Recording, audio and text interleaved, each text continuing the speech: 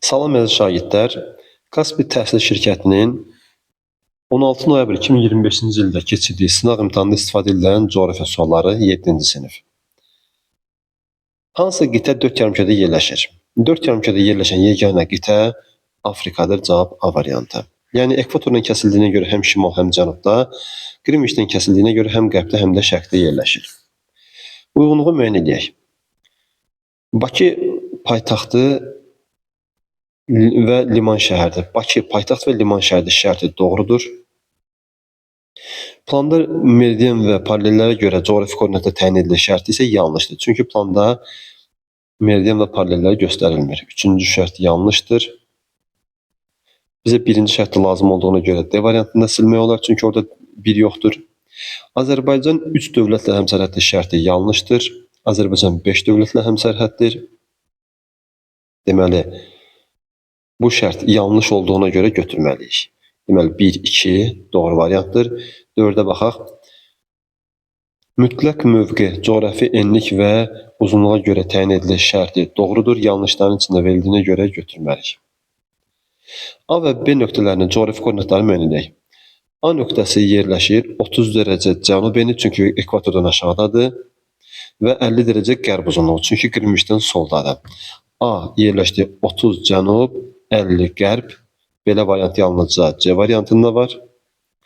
B məntəqəsi yerləşir 60 dərəcə şimal eni, çünki ekvatordan yuxarıdadır və 100 dərəcə şərq uzunluğu, çünki Qrinviçdən sağdadır. 60 şimal, 100 şərq, cavab C variantı. Anlayışı müəyyən edək. Proqramlardan, datalardan, mütəxəssislərin köməyi ilə, kompüter avadanlığı ilə coğrafi dataların istifadə edilməsi coğrafi informasiya sistemlərində istifadə olunur. İslandiya adasında tektonik çatların və fəaliyyətdə olan vulkanların olmasının səbəbi. Bilirik ki, İslandiya Orta Okean dağ silsiləsində, Atlantik Okeanında divergent zonada yerləşir və bura fəal geosinklinal ərazidir.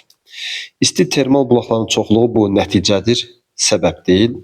Litosfer tavalarının sərhədində yerləşməsi isə səbəbdir. Qeyzerlərin fəvvarə şəklində səthə çıxması nəticədir. İki okeanın əhatəsində yerləşməsinin isə bu şərti heç bir aidiyyəti yoxdur.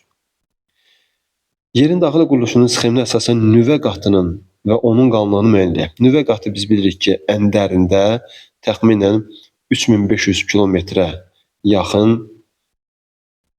qalınlığı olan bir təbəqədir. Yəni A rəqəmi A hərfi ilə və 3475 kilometrdən göstərilən D variantını götürmək olar. Doğru olmayan variantı seçək. Magma yer səthinə çıxdıqdan sonra lavaya çevrilir şərti doğrudur. Magma ocağına malik olan, lakin bir neçə əsr püskürməyən vulkanlar yatmış vulkan adlanır şərti doğrudur. Aktiv vulkanların çoxu Sakit Okean sahilində yerləşir şərti də doğrudur. Dünyanın ən hündür sualtı vulkanı İslandiya adasındakı Eyjafjallajökull vulkanıdır şərti yanlışdır. Belə ki, bu Havay adalarındakı Mauna Loa vulkanı olmalıydı. Deməli, D variantı bizə lazım olan variantdır.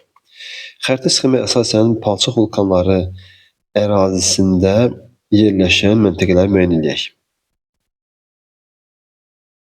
Bura Qobustan, Abşeron zonasını götürmək olar. Yəni 2 və 5 rəqəmləri ilə verilən ərazilər. Cavab B variantı. İsti su termal bulağı hansı rayonda yerləşir? Bu şərt Kəlbəcər rayonu ilə ödənilir. Xəritə sxem və cədvələ əsasən tasvir tavalarını müəyyən edək.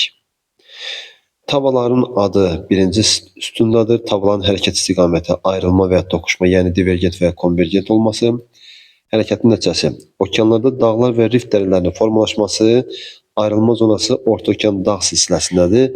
Bu Şimali Amerika və Avrasiya və ya Cənubi Amerika və Afrika tavalары götürülə bilər. Yəni birinci şərti Şimali Amerika və Avrasiya ödəməlidir. Bu A variantında ödənir. B variantında Sakit Okean və Avrasiya toqquşma zonasıdır, olmaz. C variantında Ərəbistan və Avrasiya tavaları toqquşma zonasıdır, olmaz. D variantında Filippin və Sakit Okean tavaları hər ikisi toqquşma zonasıdır, o da olmaz. Deməli, bir dənə A variantı qalır.